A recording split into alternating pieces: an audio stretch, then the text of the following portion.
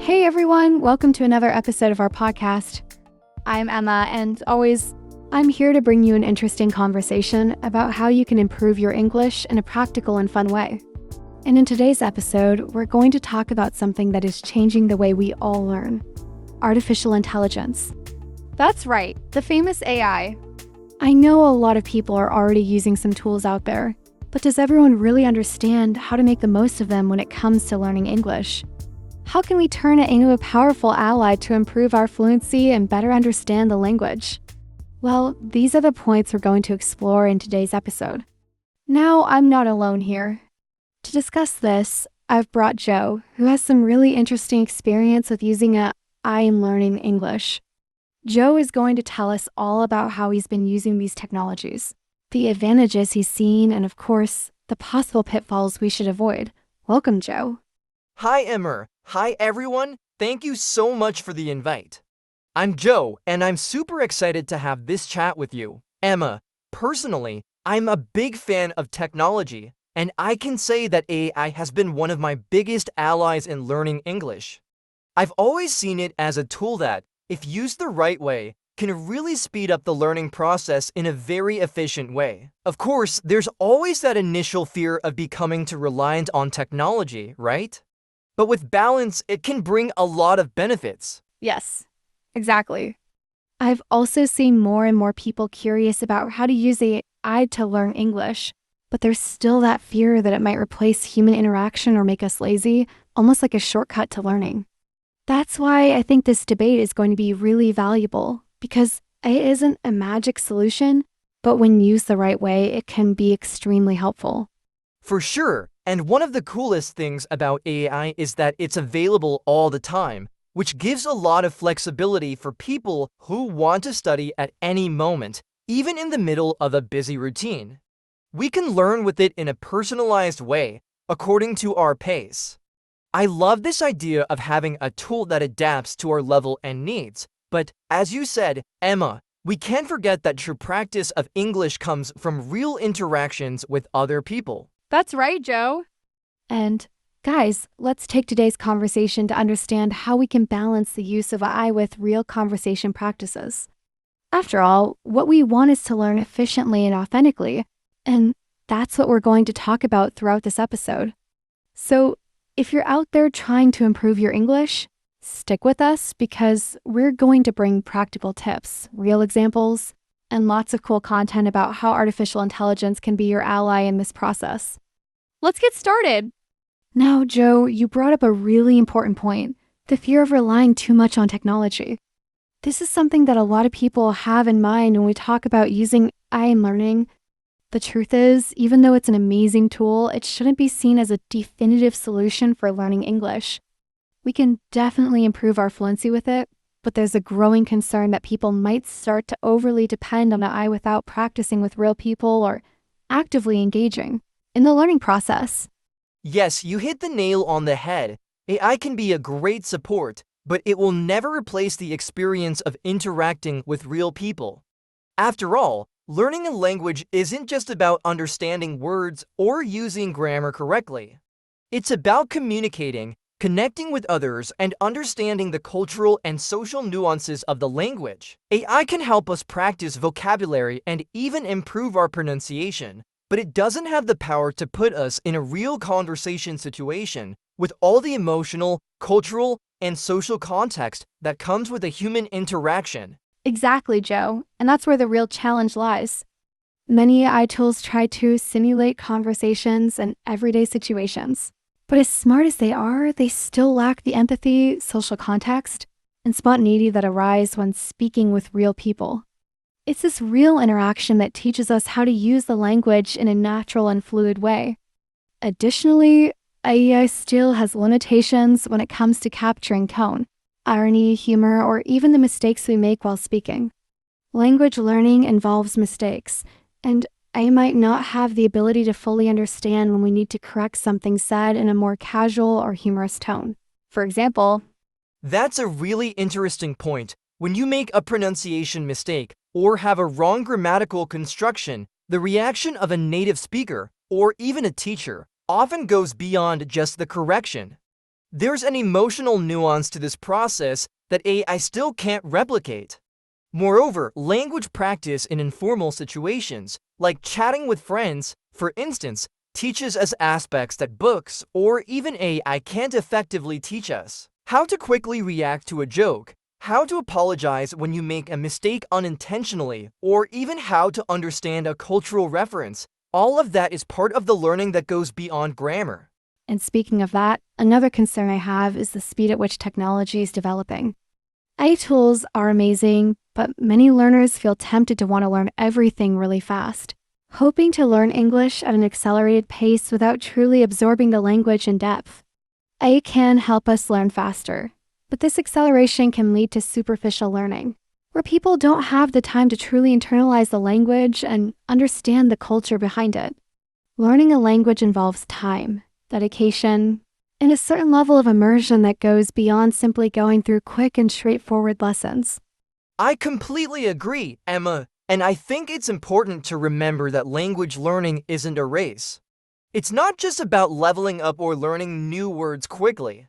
You need to allow yourself to make mistakes, reflect on what you've learned, and most importantly, experience the language in your day-to-day life. That's where true immersion lies. AI can help speed up the process, but without practicing with real people and putting in the effort to absorb the language deeply, you might end up overlooking crucial aspects that make up true language mastery. Exactly. Another concerning aspect is the excessive use of AI for error correction. While automatic correction tools are amazing, they can create a false sense of learning correctly without the need to truly understand the concepts. When we rely solely on AI's automatic corrections, we miss the opportunity to grasp why something is right or wrong. Language learning needs to involve understanding, practice, and, of course, the development of problem-solving skills, which automatic tools don't always provide. I think we need to talk about privacy and data security. Some AI tools collect a huge amount of information about students, which can be a concern for many people. The use of personal data and control over how that information is handled can be sensitive issues, and we need to be aware of how these tools work. After all, our goal is to learn, but without compromising our privacy. Sure, Joe. Privacy should always be a priority. That's why it's important for users to research the tools they use and read the terms of service, which we know no one does. But seriously, folks, do it. Transparency and security are crucial when using technology, especially when it involves personal data. Exactly, I think in the end, the most important thing is finding balance. AI is a powerful tool, but it should be used as a support for learning, not as the only source. Learning English or any other language is a continuous journey, and human interaction, constant practice, and cultural immersion are key pieces of the process. That's right, Joe. Technology is here to help, but we, as learners, need to make sure we're doing our part, practicing, interacting, and, of course, having fun along the way. And if you're wondering whether AI is truly an ally or a villain, the answer is, it depends on how you use it. Let's go, Joe. Let's dive deeper. I want to ask you a question. All right, what's the question? Then let's go. I know that AI can help in several ways, but have you ever used any of these tools in your English learning, Joe? Well, I actually use some things. There's that famous app, Duolingo, right? I use it a lot, but I confess that sometimes I feel a bit, monitored. Like, it knows exactly how many mistakes I made that week. It's as if it's an AI that's really watching me all the time. And this, of course, helps me improve, but at the same time, I keep wondering, does the AI know more about me than I do? Wow. Joe, that's a good question. Sometimes I also wonder, are we just following what the AI wants us to learn? I mean, there's something really strange about trusting so much in a system that, in reality, isn't even human. Does the AI know what's best for us? Yeah, Emma, I was actually thinking about that the other day. Like, what if we're not real? I know, that's crazy, but think about it. What if we're actually inside a simulation? Maybe someone is programming this conversation even. Have you ever thought about that? Oh my God, Joe, don't start with those crazy theories now. Now I'm starting to question my own existence. Haha. It's like the AI is getting so good that we start to doubt everything. But seriously, I get what you're saying. Sometimes it feels like these language apps already know what we're going to get wrong before we even try. Yeah, and there's something kind of unsettling about that, right? I enjoy learning, of course, but at the same time, I find myself wondering if I'm really progressing at my own pace, or if I'm just following the rules of an AI that already knows everything about me. In the end, is my learning journey truly mine, or is it just another algorithm trying to guide me? Goddamn, Joe. That's an interesting thought. Because if you really stop to think about it, Duolingo and even Google Translate have this amazing ability to anticipate our needs. Almost like they know what we're going to learn in the future. Now, what makes me wonder is how much this limits us. What if the AI pushes us down just one path? Is the AI creating an English master, but stopping us from exploring other ways of learning or, I don't know, making mistakes? Exactly, and that's where the delicate point comes in. AI doesn't feel, it doesn't have emotions, it doesn't have that feeling of failing and learning. AI is more concerned with making sure we get things right. And sometimes, making mistakes is one of the most important ways to learn. For example, I think, deep down, I will only truly learn English when I start making those ugly mistakes. Like, I don't know, mixing up an irregular verb and seeing someone correct me with a surprised look. That's what helps me grow, right? Totally. The problem is that if AI just gives us the right answers all the time, we lose that real learning feeling. The emotional intelligence isn't there. Did you know that humans learn a lot through frustration? So when you're studying with that, it only gives you solutions. You miss out on that feeling of desperation, and with it, the drive to try again. Yes, and when AI does everything for you, it's like we're being shaped, but without the freedom of choice. It's like everything we do today is mediated by AI, and what's really ours? I don't know, sometimes I even get scared. This is crazy, man. I keep thinking that maybe we're just being guided towards a prepackaged learning experience already planned, and the only thing left for us is to follow along. It's like, in the end, the learning we think we're doing is actually AI teaching us what we need to learn. I think I'm going to go crazy by the end of this podcast. For sure, and I'll go crazy right along with you. But there's also the good side. With all these tools, learning becomes more accessible, right?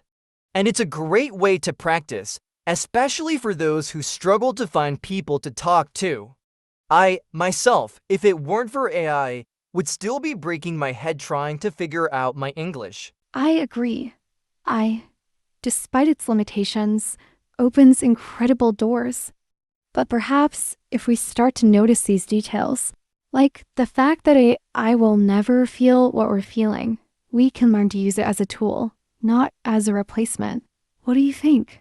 I think the key is balance, using AI as support, but not letting it take total control. We still need that human interaction, that real exchange. Otherwise, we'll just end up being a bunch of programs interacting without anything truly authentic. Exactly. In the end, AI is our ally, but the journey of learning is our responsibility.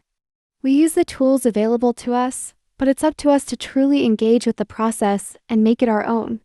And deep down, the most important thing is to never lose the joy of learning and challenging ourselves, and not let AI take that away from us. Do you know what I mean? Guys, we've reached the end of another awesome episode. As always, it was a pleasure chatting with Joe and reflecting on the advantages and, of course, the challenges of learning English with the help of artificial intelligence. And of course, with lots of fun along the way, right? Definitely, Emma, it was great exchanging these ideas. I'm even more excited now to see how everyone will feel about all of this. I want to know what you think about this crazy conversation about AI. Do you think we're really being guided by algorithms? Or are we just questioning our own existence? Haha, I got a little confused too, right? For sure. Who would have thought we'd start questioning everything, even our own existence, in the middle of a conversation about AI and learning English, right? But seriously, we really want to know what you think. Conversations like this are what make learning even more interesting, don't you think? Of course. Right, guys? And if you enjoyed this format with a laid back chat between me and Joe, lots of idea exchanges, and a bit of craziness, don't forget to leave a comment.